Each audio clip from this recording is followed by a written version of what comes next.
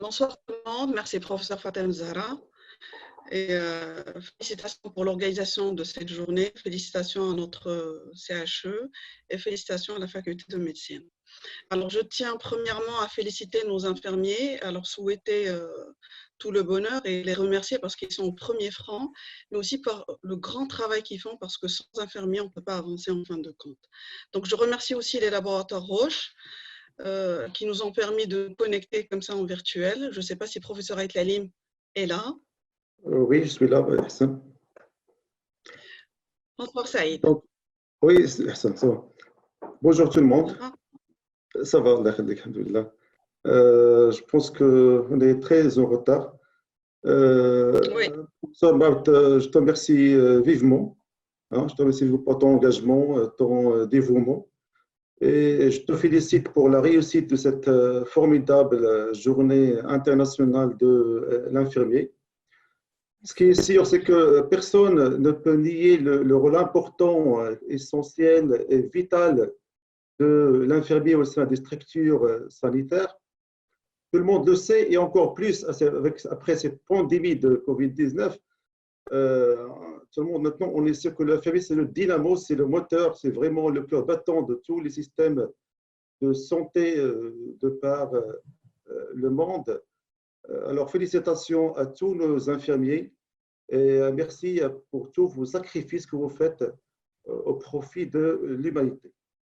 Donc, sans trop tarder, vu qu'on est très en retard, on va démarrer rapidement la session par la première présentation de Madame Rehab Khairi, infirmière polyvalente au service d'oncologie CHU Tanger, et qui va nous présenter les soins oncologiques, avec professeur Matt, bien sûr, les soins oncologiques et Covid-19. Madame Rehab. Bonjour tout le monde. Chers auditeurs. Bonsoir Rehab, oui. Bonsoir. Chers auditeurs, chers collègues, bonsoir. Je suis très heureuse d'être parmi vous aujourd'hui pour fêter ensemble cette journée spéciale, la Journée mondiale de l'infirmier. Alors, à cette occasion, je tiens à féliciter tous mes collègues, les infirmiers et les infirmières, pour la présentation qui est les soins oncologiques à l'ère de Covid-19. Quel rôle pour l'infirmier? Pour le plan, il y a un problème. D'accord. C'est bloqué.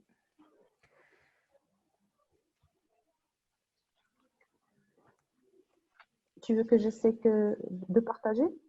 Oui, mais j'arrive pas à arrêter le partage. Mon écran est bloqué. D'accord. C'est bon, c'est bon. C'est bon? Oui, c'est bon. Je pense que c'est bon. Pour moi, je vois rien, mais... Vous arrivez à voir le plan, non? Non, j'arrive. Je n'arrive pas. Je ne vois rien.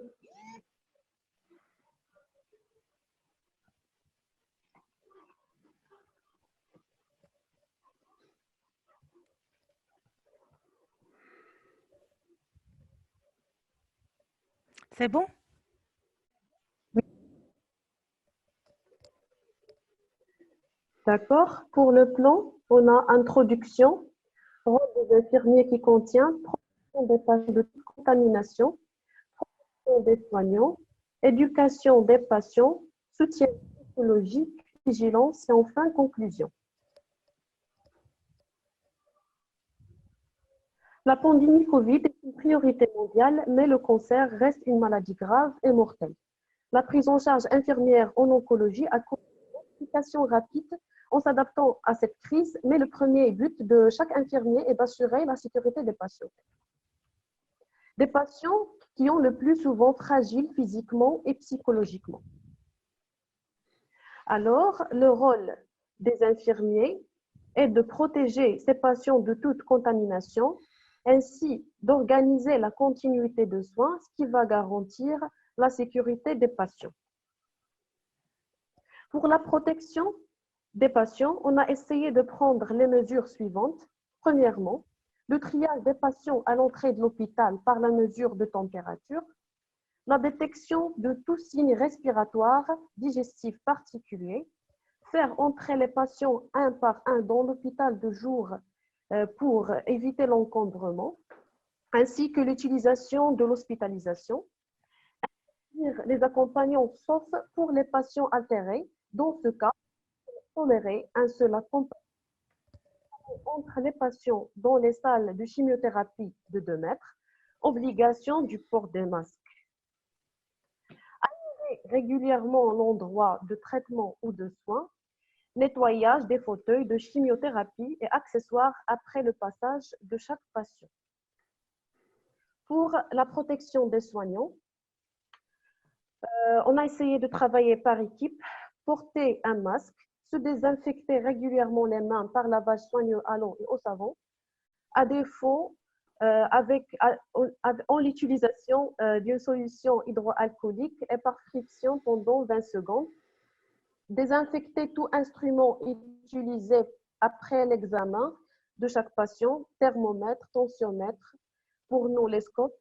Les espaces de travail doivent être désinfectés 2 ou 3 fois quotidiennement, tout comme les poignées de porte, les téléphones, les claviers, ordinateurs, etc. Pour l'éducation des patients, qui est une tâche importante relevant du rôle de l'infirmier, alors il doit veiller à expliquer aux patients les signes cliniques qui doivent alerter, respiratoires, digestifs, dermatologiques aussi, signaler toute fièvre, bien suivre les injections de facteurs de croissance si prescrites, surtout pour les patients qui n'ont pas l'habitude de les faire.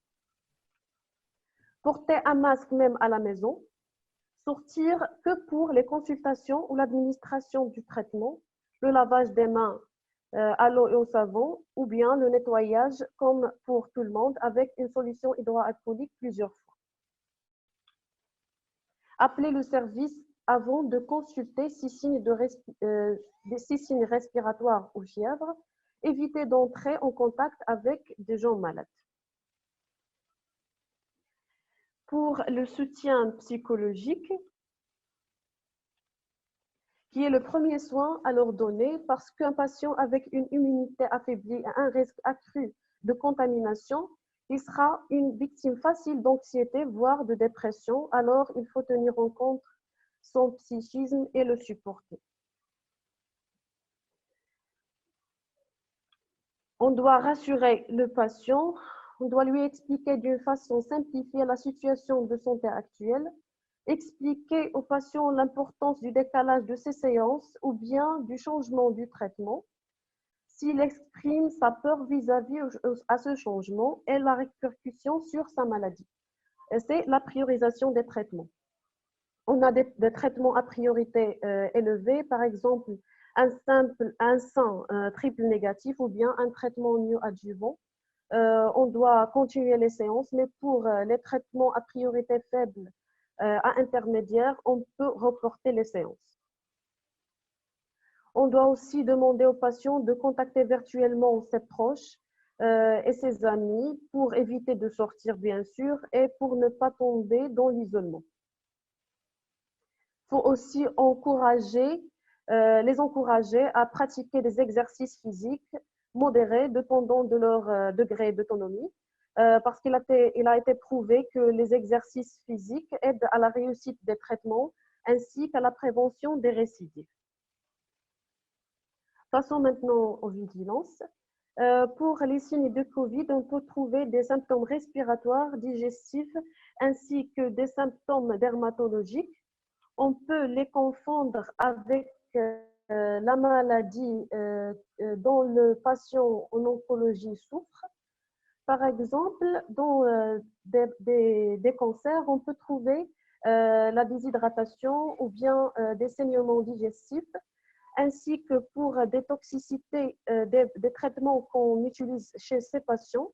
On peut trouver des diarrhées, des saignements digestifs, des syndromes de mains et pieds. Alors, on doit faire attention et être vigilant et faire bien sûr un interrogatoire très approfondi pour bien faire un diagnostic qui est précis.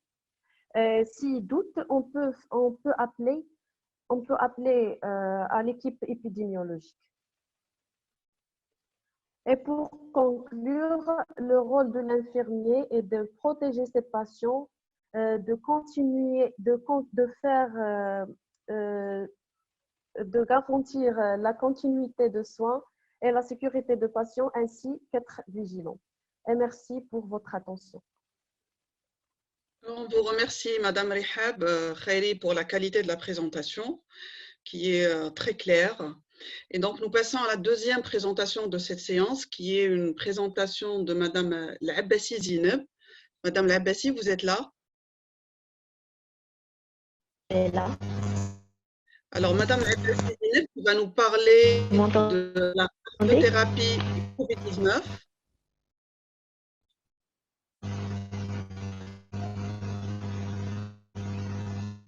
Madame L'abbassi? Madame Abbassi, vous préférez Oui. que je partage votre présentation?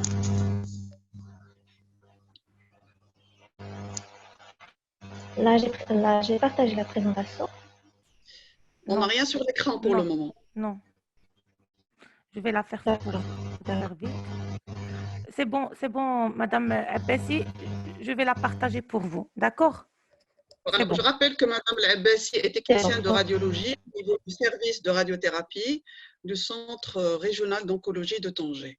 Donc, à vous la parole, Madame L'abbassi.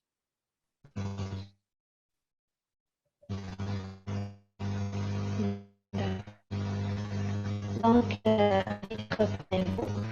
s'il vous plaît, Madame Zineb, si vous êtes sur un PC, il faut éteindre ou Oui. éloigner votre téléphone, s'il vous plaît.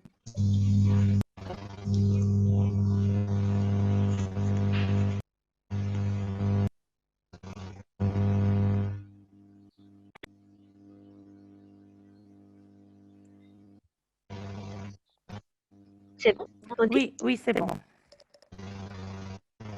On vous entend. C'est bon? D'accord. Donc, C'est bon, Madame Zineb, vas-y. vous m'entendez clairement? D'accord. Donc, j'en profite de l'occasion pour présenter beaucoup de reconnaissance et de félicitations à mes collègues infirmiers. Donc j'en profite de l'occasion pour me santé pour cette journée. Ma présentation portera sur la radiothérapie et Covid. Donc, d'accord. Donc, pour l'introduction, vous avez tous, le Maroc est dans une phase épidémique de Covid-19 qui impose une adaptation thérapeutique et une nouvelle organisation de travail. Bien qu'encore diversement touchés, nous sommes tous concernés pour limiter la propagation de virus. Donc, quelle ligne directrice peut être oui. Dans le compte cancer, la première priorité est de n'interrompre la prise en charge de ne pas interrompre le traitement et de ne pas retarder la prise en charge de nos patients. La seconde priorité est de protéger le patient médicaux et paramédicaux sur lesquels aucun traitement ne pourrait bien être délivré. La majorité des infections par COVID-19 sont bénignes, voire asymptomatiques. Dans la littérature, suggère que l'infection à coronavirus grave chez les sujets atteints de cancer a un risque de forme grave 5 fois plus élevé que celui de la population sans cancer, et un risque de décès multiplié et le risque d'infection sera 3 fois plus important en cas de cancer. Madame Zineb, Madame Abbassi, vous m'entendez? Oui. S'il vous plaît, vous avez un petit problème de connexion. Si vous pouvez désactiver votre caméra, s'il vous plaît. Parce que ça coupe. Oui, bien Merci. sûr. Merci. D'accord. Donc,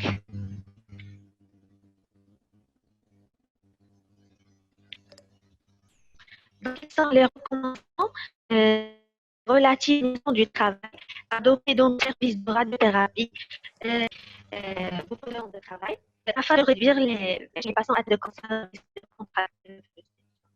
Donc, une mesure générale liée à la prévention de la pandémie de COVID-19, être à la disposition de tous les personnels du service moyens de protection et d'hygiène, les masques chirurgicaux, FFP2, gels hydroalcooliques, savon liquide sur chaussures, etc. Augmenter la fréquence de balayage du sol, du surface, des poignées dans tout le service.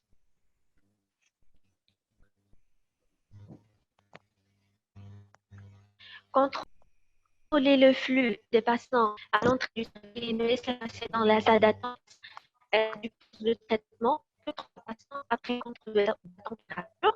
Ces 3 patients occupent les 3 cabines.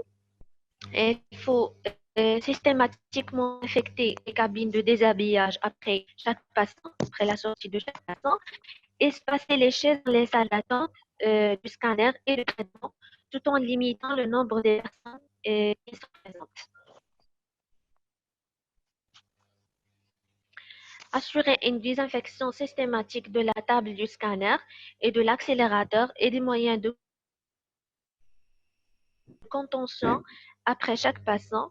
Autoriser un seul accompagnant pour les patients non autonomes et l'interdire pour ceux qui sont autonomes. Respecter les recommandations du ministère de la Santé en termes de prévention de l'infection COVID-19.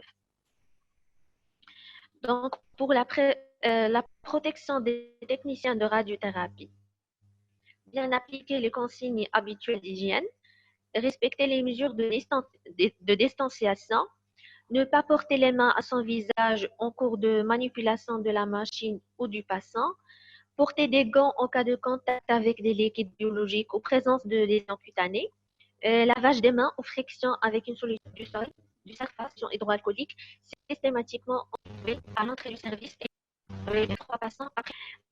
Deuxièmement, assurer un roulement des soignantes médicales et paramédicales. Là, j'ai donné l'exemple qu'on a adopté, l'exemple de l'organisation qu'on a adopté dans notre service. On a fait un technicien de scanner, radiothérapie pour des scanners dosimétriques qui ne seront programmés que 3 jours par semaine, sauf en cas d'urgence, bien sûr. 2 techniciens au poste de traitement par jour, soutenus par un soignant en cas de besoin.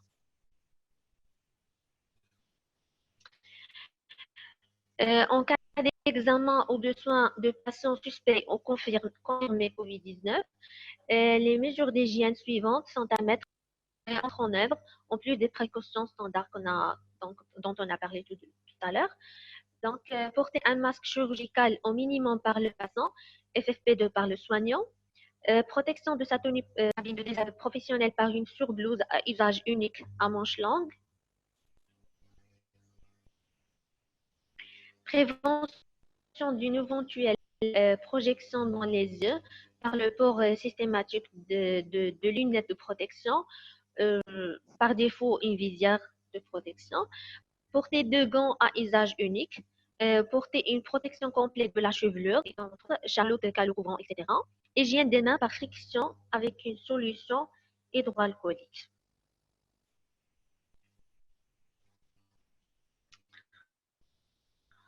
Donc, pour les patients qui sont confirmés COVID-19, peu symptomatiques ou en contact avec un cas confirmé, ou en contact. Donc, si le patient est en cours de radiothérapie, le circuit des patients contacts éprouvés doit être aussi séparé du circuit des patients fragiles et immunodéprimés.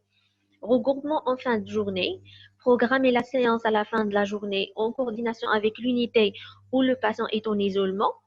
Limiter le temps passé dans le service, que ce soit pour une séance de radiothérapie ou pour une consultation en cours de traitement. Un seul manipulateur en salle pour la mise en place, le second restant au pupitre de commande. Protection maximale pour les personnels, nettoyage complet de la salle, de la table et des accessoires après chaque séance, selon les procédures établies par le ministère de la Santé. Et si la radiothérapie n'a encore démarré, il faut différer le traitement après guérison, sauf en cas d'urgence. Donc, pour conclure, les patients atteints de cancer font partie des personnes à risque de complications parfois mortelles. De nombreuses recommandations ont été mises en place pour minimiser le risque de contamination. Bien évidemment, ces recommandations peuvent évoluer rapidement au gré des données concernant la propagation de l'épidémie et des nouvelles connaissances scientifiques dont on disposera. et merci de votre attention. Merci, Madame Bassi. Merci pour cette belle présentation. Malheureusement, il y a un petit Merci. problème de son, mais quand même, on a pu suivre Ah, sur les diapos. C'est sûr que au niveau du centre de radiologie, c'est là où il faut prendre les mesures de protection maximale. L'infection, elle est beaucoup plus fréquente chez les patients immunodéprimés. Et là, on passe Oui, rapidement à oui. la troisième présentation. On va faire appel au professeur Goulouj Salim, qui va nous présenter la gestion des dermatoses professionnelles chez les professionnels de la santé lors de la pandémie de coronavirus. Professeur Goulouj Salim. Professeur Goulouj, c'est un professeur en dermatologie, faculté de médecine, pharmacie, Tanger. Professeur Goulouj. Bonsoir. Bonsoir. Ah, pardon. À vous la parole. Merci, cher ami professeur Aït Lalim. Je tiens tout d'abord à remercier l'ensemble de la présence. Également, je tiens à remercier et féliciter l'ensemble du corps paramédical de leur journée. Et je leur souhaite une bonne continuation, également plein de succès et de prospérité, également de droit. Donc, tout d'abord, je vais, sans trop tarder, donc, je vais aborder une question concernant la gestion des dermatoses professionnelles chez les professionnels de santé lors de cette pandémie de coronavirus. Pardon. Donc, pardon.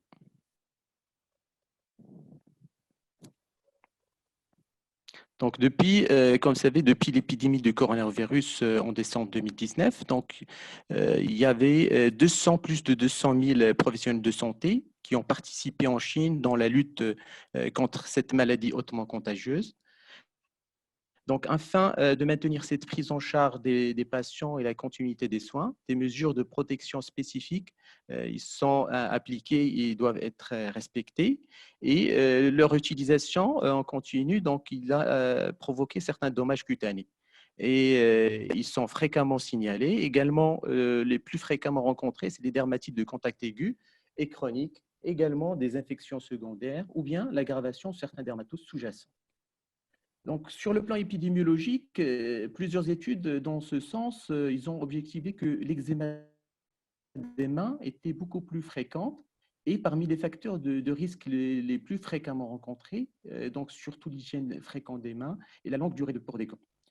Également, l'humidité, le contact prolongé avec les masques et les lunettes, également, ils sont source de maladies, diverses maladies cutanées. Donc, à savoir la dermatite de contact, l'urticaire et bien évidemment certaines exacerbations, certaines dermatoses inflammatoires telles que l'acné et la dermatite séborrhéique ou bien la rosacée. Donc, c'est une étude qui a objectivé un lien entre les dommages cutanés et l'exposition à certains facteurs.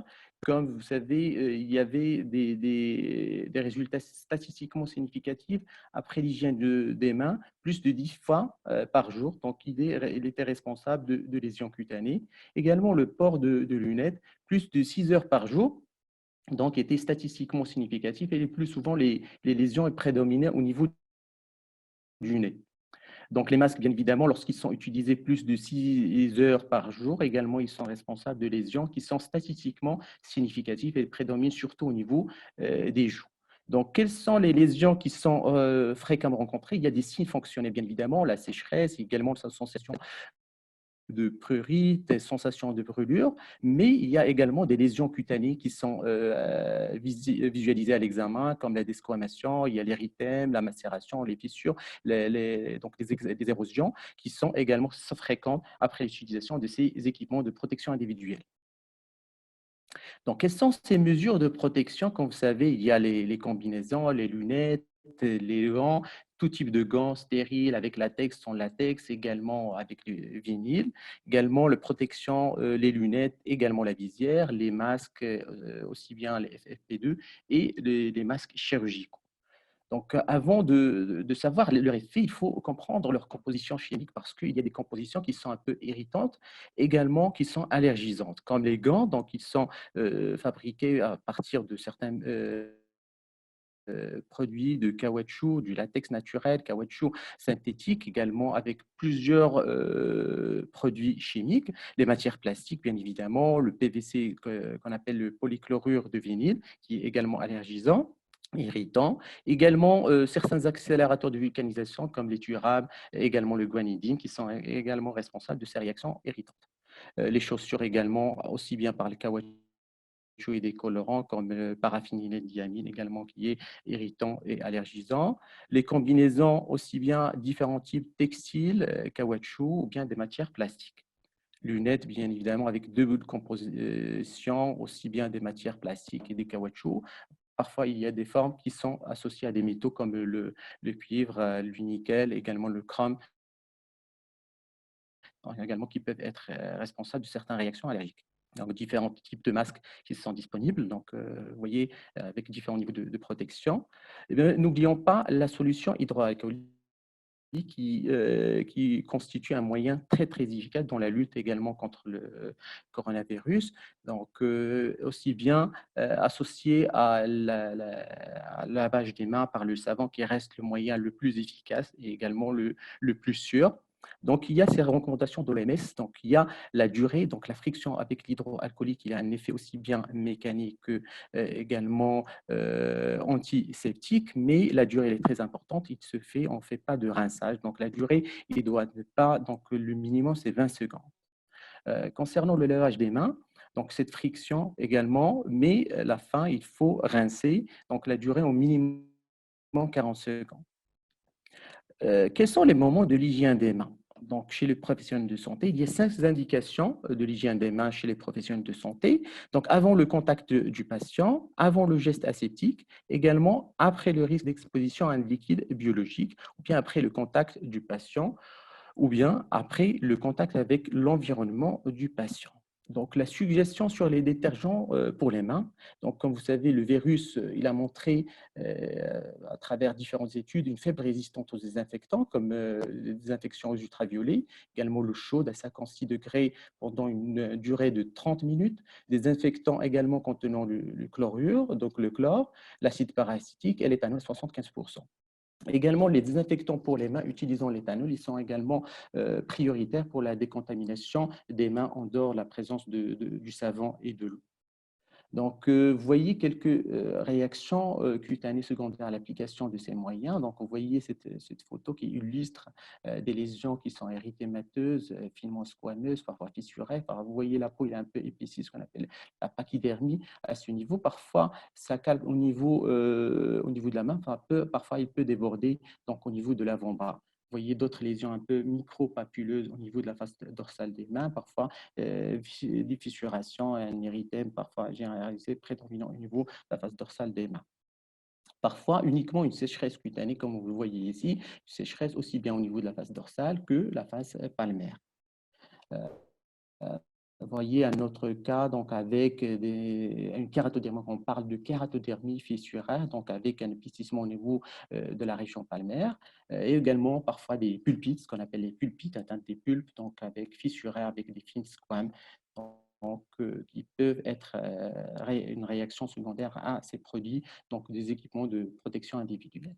Également, parfois, on peut avoir des formes un peu aiguës, donc avec des vésicules qui donnent cette sensation de tension, parfois un prurite très intense, et le patient, il souffre énormément parce que ces réactions aiguës, et ça crée un empêchement, un ralentissement sur la qualité de son travail, parfois des pulpites et fissuraires qui donnent cette sensation de douleur. Parfois, ça entrave le travail des patients.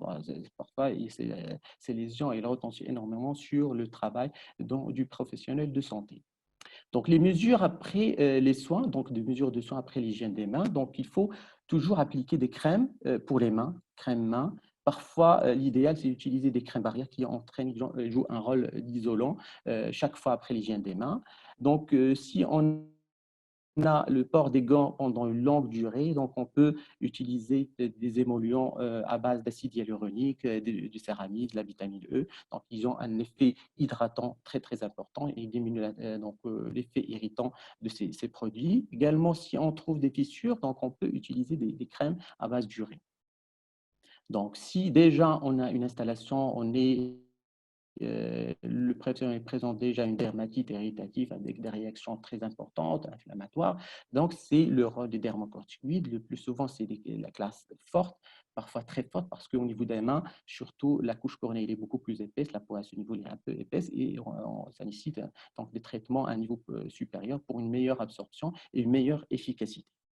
Donc, quelles sont les mesures de protection liées aux gants? Donc, comme ça dit, les gants, l'utilisation prolongée des gants, il entraîne une surhydratation de la couche cornée au niveau de la main, et par conséquent, il y aura une macération et des érosions. Et il faut savoir qu'également, certains matériaux chimiques comme le latex, qui utilise un composant du gant avec latex, ils sont susceptibles d'être irritants. Donc, ils peuvent provoquer donc, une dermite de contact avec une peau qui est macérée, érodée. Et le plus souvent, si on a une peau qui est altérée, donc c'est une source, une porte d'entrée à certains germes. Donc, si la peau, dans ce cas, elle est endommagée, il devient vulnérable donc, à des infections secondaires, comme vous voyez dans cette photo, donc des abcès. Donc les professionnels peuvent présenter des abcès cutanés, des panaries, parfois des érysipèles. Et si le professionnel de santé, il est diabétique, un terrain particulier, des immunodépressions, il peut présenter des fasciites nécrosantes, qui est une urgence médico-chirurgicale. Donc, d'autant plus s'il est aggravé par la prise d'anti-inflammatoires, donc il peut donner des conséquences. Donc, c'est uniquement des fissures au niveau des mains, donc un terrain particulier, donc ils peuvent être à l'origine de ces infections un peu redoutables. Donc, quelles sont les couches qu'on peut utiliser des gants? Une seule couche de gants en latex, il est suffisante pour la protection de la peau. Donc, parfois, on peut rajouter donc, une couche supplémentaire, donc, surtout pour les professionnels de santé qui ont des dommages cutanés, déjà ont des lésions cutanées, pour empêcher également le risque de contamination, ou bien il y a un risque sous-jacent de rupture des gants à travail particulier, donc une manipulation particulière, donc, qui risque de rompre les gants. Il est préférable d'utiliser les gants sans latex s'ils sont présents, donc sont disponibles. Et quelles sont les mesures de soins après une utilisation prolongée des gants? Donc, on peut utiliser des gants, comme vous voyez dans cette photo, des gants, quand on parle des gants en coton. Donc, ils sont recommandés, on peut les utiliser sous les gants en latex. Il faut également utiliser des crèmes hydratantes, favoriser après chaque port. Donc, laver également, utiliser des crèmes hydratantes qui sont disponibles. Les patients atteints de dermatite déjà installés avec des signes inflammatoires beaucoup plus importants, c'est les dermocorticoïdes. Donc, si les lésions elles persistent et l'éruption il résiste au traitement, donc il faut référer au dermatologue. Donc, si macération, donc, on utilise des produits à base d'oxyde de zinc. Donc, les recommandés, ils sont un effet apaisant, hydratant, très, très important et cicatrisant. Donc, pas mal de produits disponibles sur le marché. Les masques et les lunettes de protection du visage. Donc, du visage, ils sont responsables également certains dermatoses comme les lésions de pression, l'urticaire, la dermite de contact et les sécheresses cutanées et l'aggravation de certains dermatoses du visage. Donc, vous voyez des cas d'eczéma du visage secondaire au port d'un masque. Vous voyez les lésions, il peut s'étendre également au niveau de l'œil. Vous voyez des lésions de marques de pression donc, qui sont secondaires à l'utilisation des lunettes, également des masques de protection, des urticaires, surtout à retarder la pression au niveau du visage, parfois donc un dermographisme. Donc également, vous voyez des réactions également secondaires à l'application de lunettes de protection aggravées par les ultraviolets. Donc c'est une photosensibilisation à certains produits donc composants des lunettes. Les mesures de protection contre les marques de pression, donc on a le choix, donc le choix de masque il est très important, il faut faire donc bien ajuster, utiliser des masques de différentes manières donc en alternance pour éviter donc ce frottement et la pression durable sur le même site. L'application des crèmes hydratantes également, leur rôle c'est de lubrifier, réduire la friction entre la peau et les masques ou les lunettes. L'utilisation correcte également de lunettes, donc il ne faut pas les utiliser trop serrées parce que si on les serre, donc ça ne va pas améliorer l'effet protecteur, mais ça va aggraver, endommager la peau sous-jacente. La gestion des marques de pression cutanée, si on a des marques qui sont cutanées légères, donc ils peuvent récupérer spontanément, mais parfois on peut utiliser des compresses imbibées de sérum physiologique, donc à poser, parfois à renouveler toutes les 2 à 3 heures. Parfois on doit appliquer également des crèmes hydratantes. Il faut éviter de se laver avec de l'eau surchauffée. Donc, parfois, ça peut créer donc, des brûlures du visage, ou bien l'éthanol, donc un effet irritant direct si on l'utilise au niveau du visage, ou bien d'autres produits comme la bétadine, également certains antiseptiques disponibles sur le marché. La gestion des traces de pression cutanée sévère, donc on peut utiliser des crèmes hydratantes. Parfois, si on trouve des signes de surinfection, c'est des antibiotiques topiques à base d'acide fusidique. Les traitements de l'urticaire. Donc, on a surtout deux types d'urticaire. On a l'urticaire retardé à la pression et l'urticaire dermographisme. Donc, le plus souvent, il y a des mesures préventives. Donc, il faut bien ajuster également ces masques. Et également changer avec d'autres types d'équipements de protection individuelle qui sont beaucoup plus, avec des matières qui sont moins compressives. Et également, dans certaines situations, on peut utiliser des antihistamiques, surtout de première génération, la cétirizine ou le loratadine. Parfois, on peut compléter par l'anti-leucotrienne comme le singulaire. Les traitements, lorsqu'on est devant l'installation déjà de la dermite de contact causée par les masques, donc on utilise soit des crèmes hydratantes. Si dans les formes un peu sévères, on peut ajouter des dermocorticoïdes classe faible à modérée, non fluorés. Donc il faut éviter de mettre les dermocorticoïdes fluorés au niveau du visage, parce qu'il peut entraîner des dermites cortisoniques au niveau du visage. Si un prurite sévère, donc si on peut ajouter un antihistaminique par voie orale et n'oublions la photoprotection parce que la réaction inflammatoire, il peut engendrer une pigmentation post-inflammatoire qui reste un peu difficile à traiter à distance de l'épisode. Donc, vous voyez quelques exemples d'aggravation des dermatoses aggravées par le port de ces masques ou bien des lunettes. Donc, c'est l'acné inflammatoire. Vous voyez, du fait qu'il y a un effet occlusif très important, ça crée une hyperséborie, une hypersidation et on donne un phénomène inflammatoire, un effet mécanique qui va aggraver les comédons. Et vous voyez les lésions papulopustuleuses au niveau du visage, parfois aggravation, ce qu'on appelle la rosacée, qui est une dermatose faciale. Vous voyez les fines télangiectasies, c'est très caractéristique au niveau du nez et au niveau des joues. Donc, c'est différent de l'acné, c'est ce qu'on appelle la coupe rose. Donc, à ce stade, on parle de coupe rose avec un érythème et des fines télangiectasies. Parfois, il y a une phase de papulopustuleuse. On a une forme, dans ce cas, une forme mixte. Parfois, il y a dermite exacerbation de la dermite séborrhéique, qui est une dermatose faciale également chronique, donc avec des squames très caractéristiques, donc des squames qui sont un peu jaunâtres au niveau des zones séborrhéiques. Donc, la prise en charge des autres dermatoses aggravées par les masques, donc l'acné, ça rejoint la prise en charge de l'acné, mais on utilise beaucoup plus des crèmes matifiantes qui diminuent la séborrhée. Parfois, on utilise des topiques à base de peroxyde de benzol, donc surtout si on a des lésions papuleuses ou pustuleuses à contenu purulent, ou bien des crèmes à base d'érythinoïdes lorsqu'on est devant des lésions un peu avec des points noirs rétentionnels, on parle de l'acné rétentionnel. L'acné vulvaire, donc s'il résiste, donc il faut adresser au dermatologue pour une meilleure prise en charge dans les formes un peu qui résistent au traitement classique. Quelles sont les mesures préventives? Donc, il faut tout d'abord contrôler le temps de port de l'équipement préventif, utiliser des compresses parfois ultra douces donc à l'intérieur des masques, appliquer des crèmes hydratantes avant d'enfiler après avoir retiré les masques et consulter également les dermatologues en cas d'aggravation durable. Donc, c'est une fiche qu'on a adoptée également sur les mesures de l'hygiène, les mesures pour la gestion des atteintes cutanées chez les professionnels de santé, donc aussi bien au niveau des mains que les mesures de protection liées aux gants et les masques et lunettes de protection. Il est sur le site du CHU. Donc, en conclusion, la prévalence des lésions cutanées chez les professionnels de santé de première ligne au cours de leur prise en charge des malades COVID-19 est très élevée dans les différentes études. Une exposition prolongée aux équipements de protection ainsi que le lavage fréquent des mains étaient des facteurs de risque les plus importants. Et pour prévenir ces lésions et d'éviter les répercussions sur l'efficacité et le rendement du travail, une organisation de temps de travail du personnel et également l'établissement d'un consensus régional de gestion de ces effets. Et merci pour votre attention. Alors, merci, professeur Glouge, pour l'excellente présentation qui était très claire et vous avez pris en revue l'ensemble des lésions secondaires, bien sûr, qui peuvent se voir au cours de cette épidémie. Vous avez sensibilisé, vous avez présenté les moyens de prévention. Donc, félicitations, c'était très intéressant.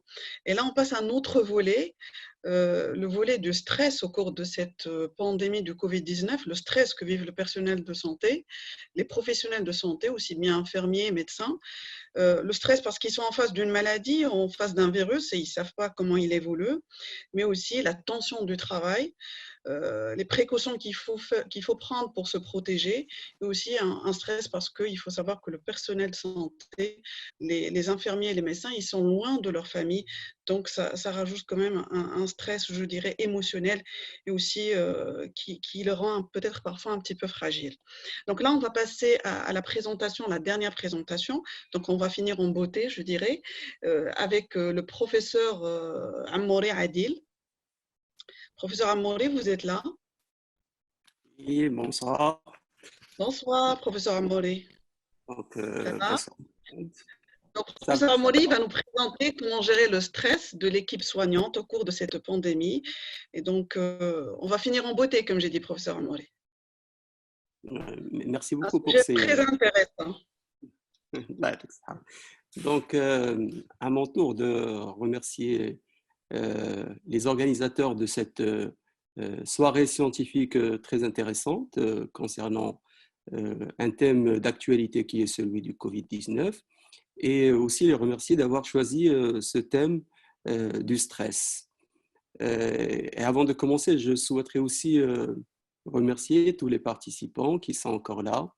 Et si cela prouve une chose, c'est que déjà votre tolérance au stress et votre motivation, elle est importante pour rester connecté jusqu'à une heure tardive de la soirée. Donc, le choix de ce sujet qui est le stress. Donc, déjà, c'est un sujet qui intéresse tout le monde. C'est un sujet qui commence à être de plus en plus vulgarisé.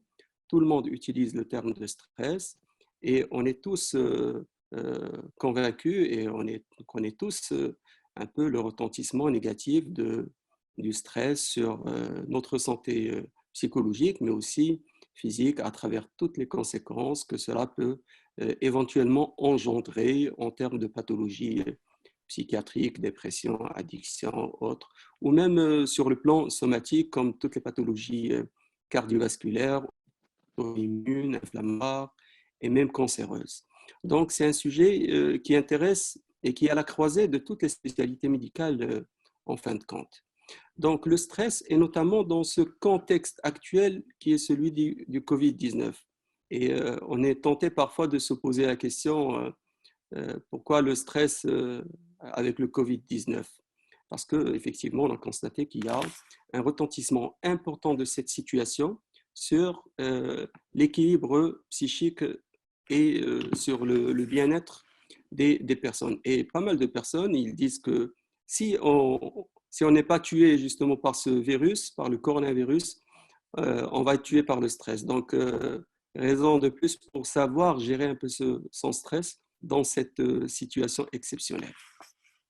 Donc, pour commencer, j'ai fait le choix de partager cette présentation sur deux grandes parties. Pendant la première, on va aborder un peu, puisqu'il est important d'aborder un aspect important qui est la modélisation et la conceptualisation du stress, pour pouvoir, dans la deuxième partie, faire dégager les solutions et les alternatives que chacun de nous pourrait mettre en place pour gérer son stress. Donc, le stress, c'est quoi d'abord? On le sait tous. Le stress, c'est une réponse de l'organisme, c'est une réponse qui est non spécifique, qui est donnée, qui est réactionnelle à toute sollicitation, à toute demande, à toute menace pour laquelle le corps devrait apporter une réaction adaptative et pour survivre. Donc le stress finalement, c'est un processus, c'est un mécanisme de survie. Ça fait partie de notre bagage génétique, ça a été, c'est-à-dire déterminé génétiquement à travers notre évolution dès le début de l'humanité pour apporter et pour permettre aux humains de survivre dans un monde qui est quand même rempli de menaces et de dangers. Donc le stress est un mécanisme qui est indispensable, non spécifique, contrairement à la réaction de stress à laquelle il faut différencier entre stress et réaction de stress. Si le stress est un processus, la réaction de stress, c'est l'ensemble des manifestations, l'ensemble des expressions, l'ensemble des réactions du corps face à toute menace et qui est secondaire justement au déploiement de ce processus. Donc, du coup, cette réaction peut être normale ou peut être pathologique. À ce moment-là, quand on a l'habitude de confondre parfois les choses et de dire que le stress, il peut être pathologique ou il peut être, c'est-à-dire normal, il peut être positif ou il peut être négatif, mais en fin de compte, c'est la réaction au stress qui peut être normale, positive ou être pathologique ou négatif. Donc, le stress, c'est quoi? Le stress, d'abord, ça ne vient pas tout seul. Il y a une notion qui est très importante, qui est celle du stresseur ou de la situation stressante. Et on l'a vécu tous et on le vit toujours, chacun de son côté, quotidiennement, où on est exposé parfois à des situations stressantes. Donc, toute situation stressante à laquelle le sujet est exposé et qui nécessite une adaptation pour y faire face est un stresseur. Et donc, du coup, on le sait, les stresseurs sont de nature très différente. Ils sont non spécifiques, ils sont nombreux, ça touche à différents domaines de la vie. Ça peut être la famille, ça peut être le travail, ça peut être les relations professionnelles, ça peut être les études, ça peut être les conditions de vie. Donc, un nombre infini, illimité de situations stressantes. On peut dire qu'il y a autant de stresseurs que de situations et de personnes. Et donc, du coup, cela nous pousse à réfléchir un peu sur cette nature stressante et sur cette qualité stressante de ces situations où, c'est-à-dire les cognitivistes, ils ont apporté un modèle pour dire que finalement, ce qui stresse, ce n'est pas la situation elle-même, mais c'est la perception qu'on a de cette situation. Et c'est ce qui explique que face à une situation donnée, il y en a certaines personnes qui vont stresser, qui vont développer un processus de stress, et en contrepartie, il y en a d'autres qui, pour eux, ça ne va rien changer. Donc finalement, face à la même situation, les perceptions sont différentes et donc du coup, les réactions sont différentes. Donc ça, c'est un point qui est très important, c'est le rôle justement de l'évaluation cognitive de la situation stressante. Donc, pour modéliser rapidement ce processus de stress, donc le stresseur, la première étape, c'est l'évaluation. L'évaluation porte sur deux aspects importants. L'évaluation du stresseur et l'évaluation de notre propre capacité à faire face. Donc, au terme de cette évaluation, si elle conclut à la présence d'une menace, mais si par contre elle ne conclut pas à la présence de menace, donc il n'y aura pas de stress. Dans le cas opposé, si cette évaluation conclut à la présence d'une menace, donc du coup, automatiquement le stress démarre et se met en place. Pourquoi? Pour mettre en route des mécanismes d'adaptation de l'organisme pour permettre une adaptation. Ces mécanismes d'adaptation, ils sont de nature différente. Ils sont de nature à la fois physiologique, c'est tous les changements qu'on peut constater au niveau du corps, l'accélération du rythme cardiaque, l'accélération de la fréquence respiratoire, la contraction musculaire, l'attention, la focalisation de l'attention sur la source de danger, c'est pour une raison bien particulière qui est celle de préparer l'organisme à agir.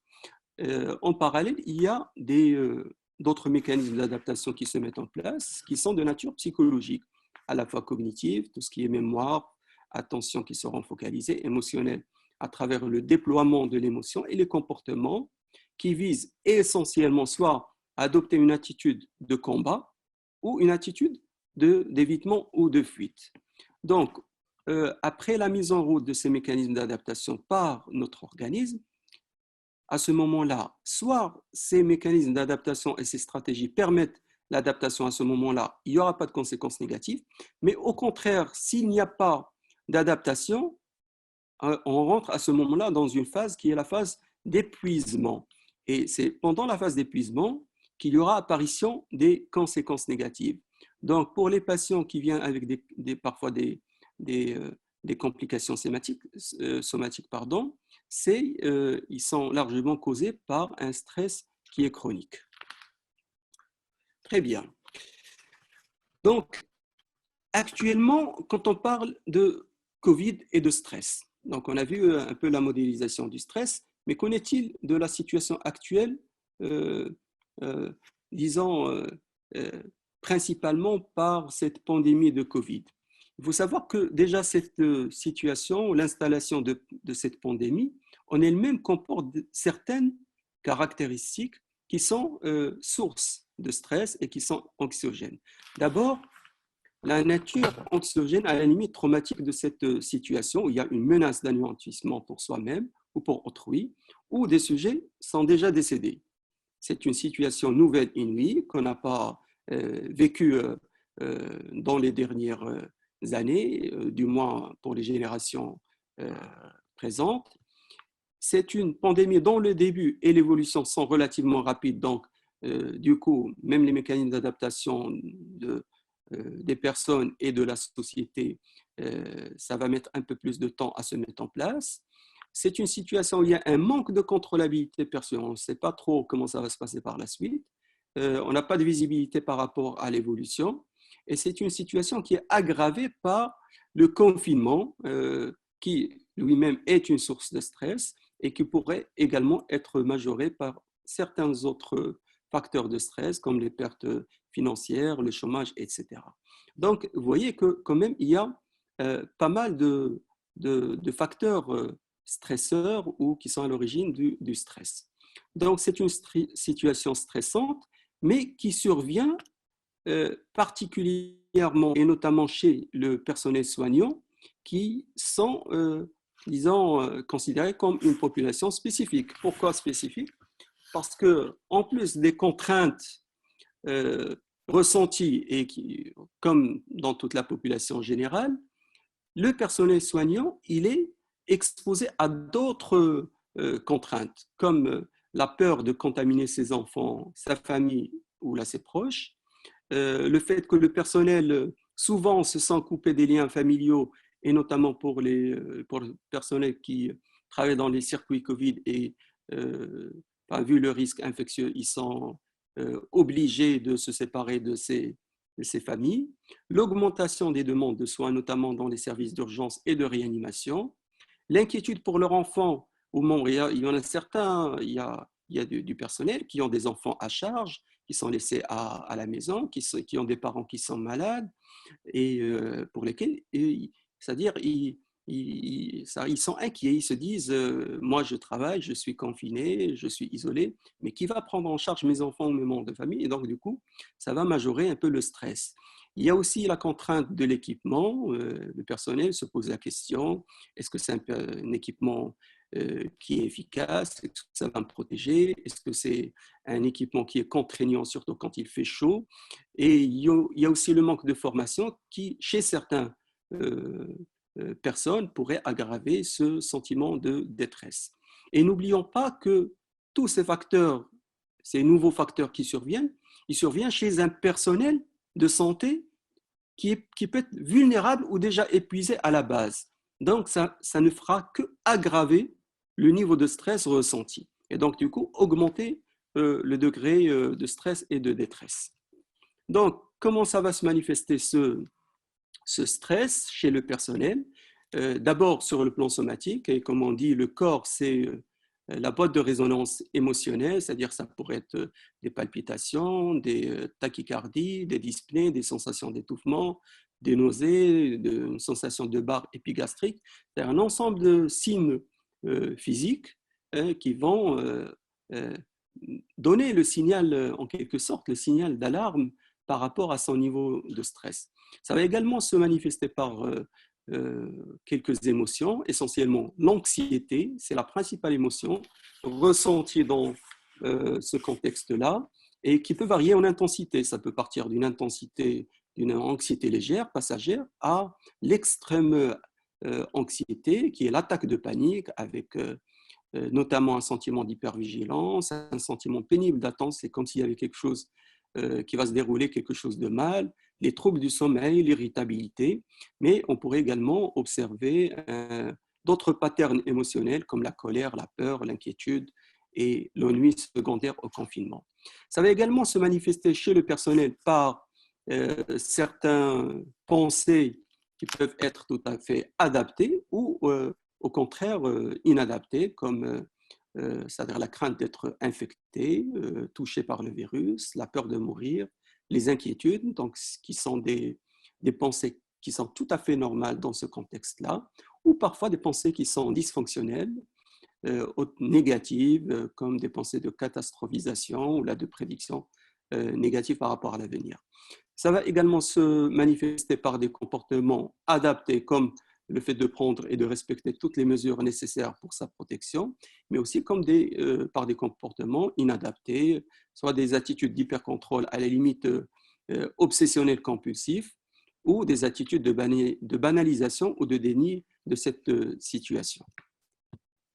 Donc, comment gérer le stress chez le personnel soignant? C'est-à-dire, il faut dire que chez le personnel soignant, c'est une population quand même qui est hétérogène. C'est-à-dire, s'il y a une catégorie du personnel qui va quand même savoir gérer son stress, mais d'autre côté, il y en a certains d'autres qui trouveront des difficultés et qui seront en détresse. Donc, chez ce profil de personnel, comment les aider à gérer leur stress?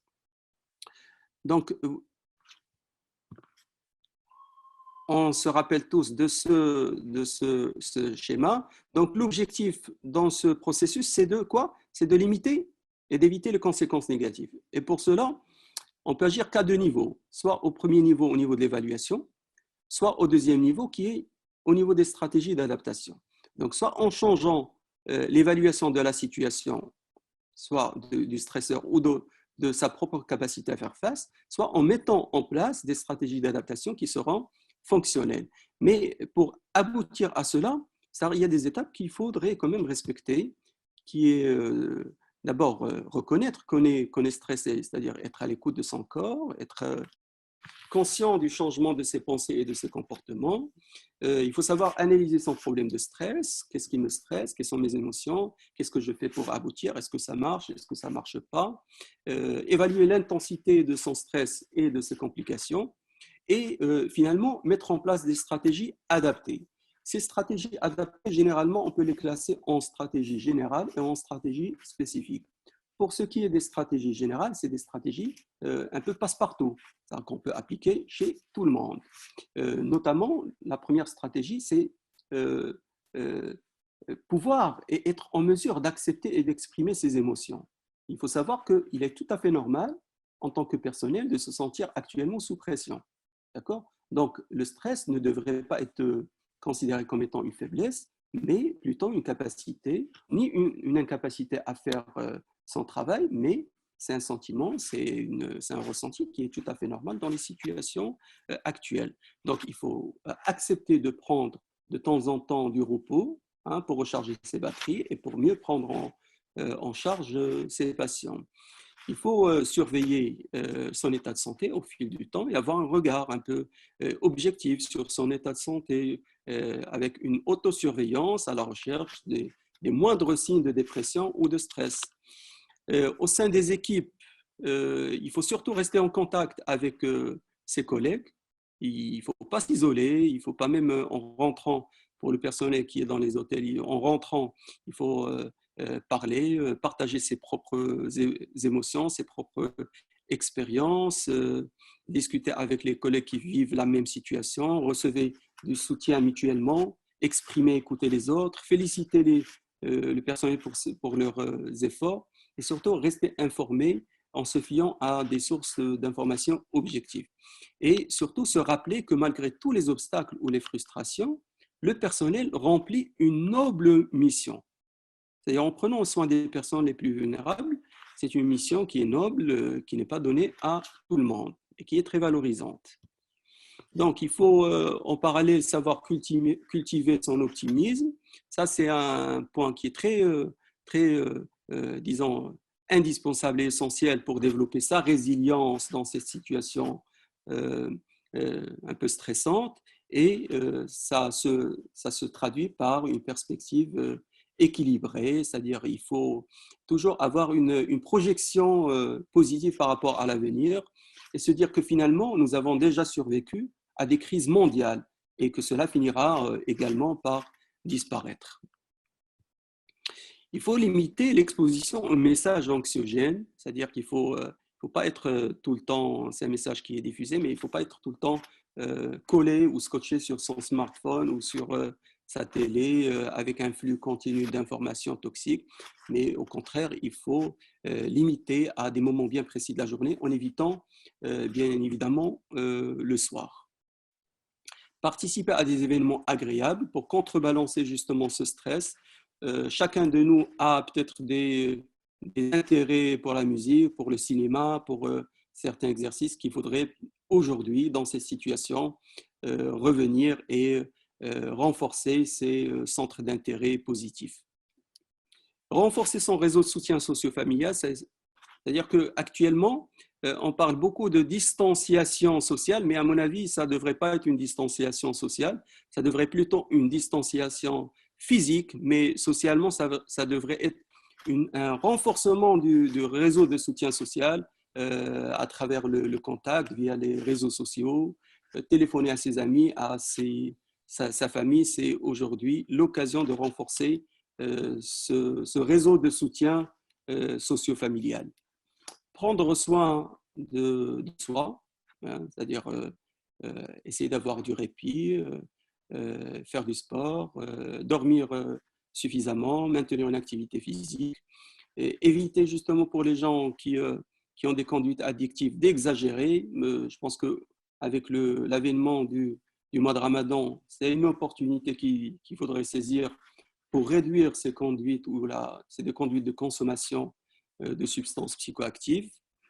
Il faut savoir aussi soulager le stress et les tensions physiques à travers les exercices de respiration et de relaxation, la méditation en pleine conscience, parce que ça permet finalement de créer une contre-condition qui va s'opposer au stress. Si le stress entraîne une accélération de la respiration, une contraction des muscles, la respiration et la relaxation et la méditation permettent de mettre en place une condition un peu contradictoire au développement du stress. Donc, ça peut forcément aider à combattre son stress.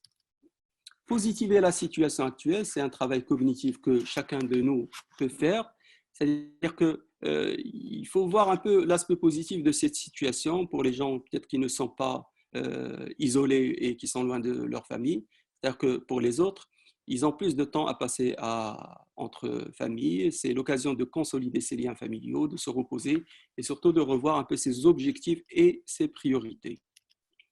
Donc, ça, c'est un peu pour tout ce qui est mesures générales que tout le monde peut mettre en place personnellement. Mais je souhaite attirer votre attention que pour les gens qui n'y arrivent pas, une consultation d'écoute et de soutien psychologique est mise en place pour le personnel à l'hôpital Mohamed V chaque jeudi de 11h à 13h ou éventuellement à travers la plateforme Microsoft Teams.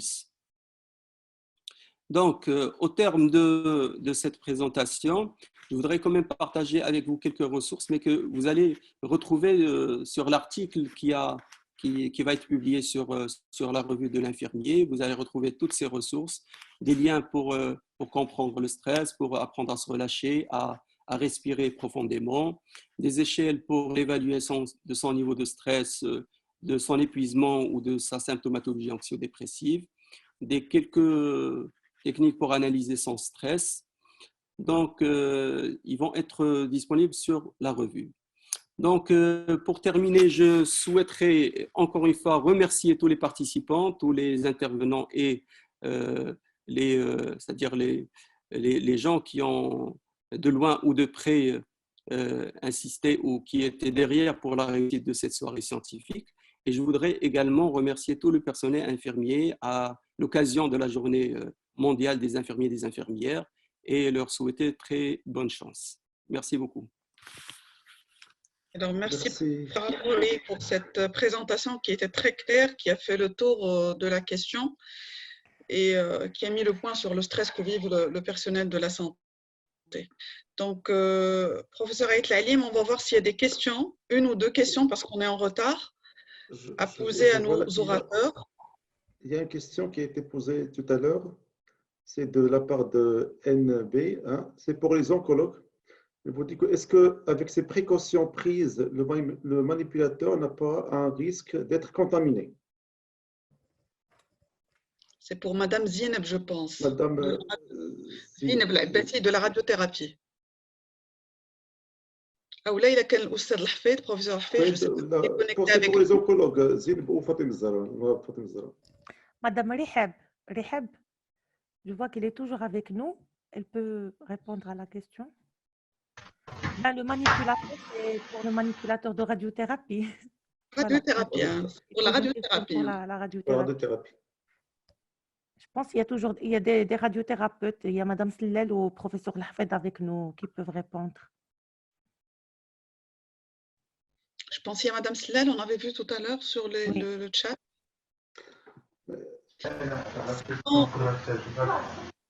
Je pense généralement si on prend vraiment les précautions, le risque elle est très, très minime si on respecte, je sais pas, si on respecte les règles de sécurité. Oui, justement. Oui. Madame Zineb. Oui, vous m'entendez? Oui, on vous entend. Vas-y, Madame.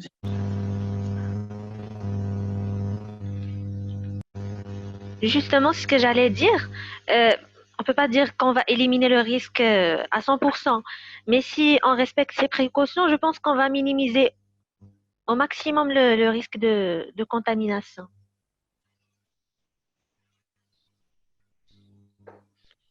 Donc, il faut se protéger au maximum et il faut nettoyer et tout. Donc, c'est ça le principe. Les messages qu'on a eus. Bonjour tout le monde. Bonjour, bonsoir plutôt. Bonsoir. Bon, on est presque on est à 1h du matin.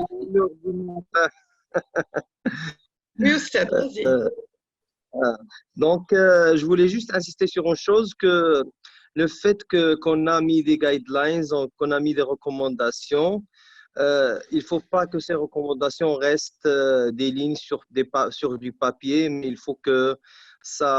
faut bien évidemment être derrière chaque jour, chaque heure, et d'essayer de vraiment pratiquer ce qu'on a décidé, ce qu'on a mis, parce que ça, c'est notre combat quotidien maintenant, c'est-à-dire les recommandations, ne pas relâcher, ne pas se relâcher, ne pas se fatiguer, ne pas se lasser de ça, parce que le risque, il est toujours là, on ne sait pas, c'est un risque invisible qu'on ne voit pas. Et donc, notre combat, c'est de garder le cap toujours, garder notre concentration et d'essayer, quoique ça paraît des recommandations qui sont simples, mais en fin de compte, ce sont des recommandations à la longue. C'est très difficile de garder le cap sur ces recommandations. Donc, c'est ça. Donc, notre combat, c'est surtout ça, c'est-à-dire quoique des recommandations simples, intuitives, mais de les garder sur le temps. Donc, sinon, je pense que si on arrive à faire ce qu'on vient de présenter, c'est-à-dire tous les gestes et les procédures, etc., que ce soit pour le personnel, que ce soit pour les patients, que ce soit pour les procédures de traitement, je pense qu'on sera, je dirais pas à l'abri, mais à une chance très faible d'avoir des contaminations. Et je vous remercie. Merci, M. Fred. Donc, je pense qu'il n'y a plus de questions. Il y avait surtout, Saïd, il y avait des messages de félicitations, surtout à l'ensemble du personnel et pour l'organisation de la journée. Donc, on a de très bons échos, donc c'était réussi. Et vraiment, c'est un exemple à suivre. Je pense une tradition à garder, professeur Al-Marab, c'est ça, cette journée. Je pense qu'on va clôturer la session. C'est l'occasion de remercier le professeur Al-Marab pour son engagement et son équipe aussi. Donc, merci au laboratoire Roche. de remercier nos deux maîtres, professeur Haïf, professeur Ahlat, pour leur présence et pour leur participation. Je remercie tous les orateurs qui ont fait un excellent travail et qui ont très bien présenté avec des éclaircissements qui sont, avec même des recommandations qui sont très pratiques et bénéfiques pour tout le monde, qui commencent de la sécurité jusqu'à la gestion du stress. Et je remercie tout le monde qui ont patienté jusqu'à ce temps tard. Et je vous félicite pour cette belle journée qui est très, très réussite. Je ne sais pas, Hassan, est-ce que tu as quelque chose à ajouter? Je tiens à mon tour aussi à remercier professeur Mrabet pour ses efforts, et sincèrement, elle a fait beaucoup d'efforts, ainsi que Madame Siham, je sais qu'ils travaillent toutes les deux, notamment aussi au niveau de la revue. Je remercie bien sûr nos maîtres, professeur Harif et professeur Ahlet. Je remercie tous les orateurs, et j'espère que ça sera un rituel, cette journée qu'on organisera chaque année, Inch'Allah. À chaque fois, il y aura de nouvelles thématiques à aborder, parce qu'il faut dire que les infirmiers, c'est le pilier de la santé avec nous. On ne peut pas travailler sans infirmiers. Ils nous aident énormément. Et quand on était jeunes, ils nous ont appris quand même, ils nous accompagnent au cours de notre parcours. Donc, il faut toujours les encourager parce qu'on a besoin d'eux, ils ont besoin de nous. Donc, je laisse la parole à professeur Marabout pour clôturer. Merci professeur Melouki, merci professeur Ait Lelim. Je ne sais pas, avant de conclure, si professeur Harif et professeur Ahlet veulent rajouter quelque chose pour clôturer la soirée, je dirais. Professeur Harif, vous êtes toujours là? Professeur Harif? Oui, je suis toujours là. Je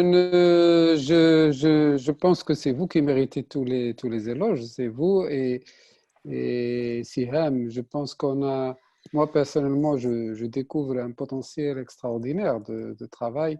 Au-delà de cette journée, il y a plein d'autres choses. Il y a le guide, il y a la plateforme, il y a beaucoup de dynamique. Et je pense qu'on a besoin de cette dynamique au niveau de notre région. On a besoin d'une dynamique positive qui pousse l'ensemble des acteurs à reprendre confiance en eux-mêmes, reprendre confiance, à ce que la population reprenne confiance en ces acteurs de la santé. C'est vrai que cette histoire de Covid, elle a beaucoup d'aspects négatifs, c'est clair, mais elle a un aspect très positif pour le secteur de la santé, à mon avis.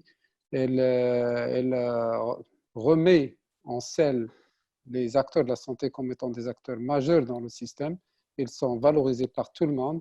Et je pense que, comme le dit Monsieur le ministre à chaque fois, le système de santé avant le Covid sera différent après le Covid. Et c'est une prise de conscience généralisée à l'échelle du monde entier, mais aussi à l'échelle de notre pays. Je pense que vous représentez le modèle de la dynamique qu'on devrait embarquer collectivement. Et je ne peux que me féliciter de cela. Je vois qu'on est tard la nuit, il reste encore 117 personnes qui tiennent jusqu'à maintenant. Ça montre que c'est des personnes engagées. Il y avait je dirais une envie sincère de travailler ensemble. Je pense aussi à autre chose qui me surprend, c'est la capacité des équipes du CHU, des enseignants à travailler avec les équipes de la région, et vous l'avez démontré aussi. J'espère qu'on développera ce réseau collectif et on a des potentiels dans tout. Chaque fois qu'on touche, j'ai vu les présentations, certaines infirmières sont juste impressionnantes. Elles pourraient être celles de professeurs de médecine. Ils nous ont fait vraiment d'excellentes présentations. Et donc, il faut faire confiance, soutenir, et j'estime que c'est mon rôle, et je pense que M. le doyen est également convaincu de cela. Inch'Allah, on arrivera à relever ce secteur comme étant un secteur dont la région peut être fière. Voilà. Merci professeur pour votre confiance. Professeur Ahlet, vous voulez rajouter quelque chose? Professeur Ahlet, Je pense que monsieur le doyen n'est pas avec nous. Donc, on est à 1h15 du matin. Moi aussi, je félicite tous les orateurs, tous les infirmiers pour le travail énorme qu'ils ont fait pour présenter les communications. C'était très bien réussi. Merci encore une fois. Merci aux participants de rester jusqu'à cette heure très tard. Merci au laboratoire Roche pour leur soutien et leur accompagnement jusqu'à cette heure. Et je souhaite moi aussi à mon tour que l'année prochaine, Inch'Allah, on pourra fêter la deuxième journée internationale de l'infirmier dans des conditions meilleures, peut-être en post-Covid, et on pourra la fêter en contact direct et pas par audiovisuel, Inch'Allah. Donc, je vous souhaite bonne fin de soirée et merci beaucoup. Merci tout le monde.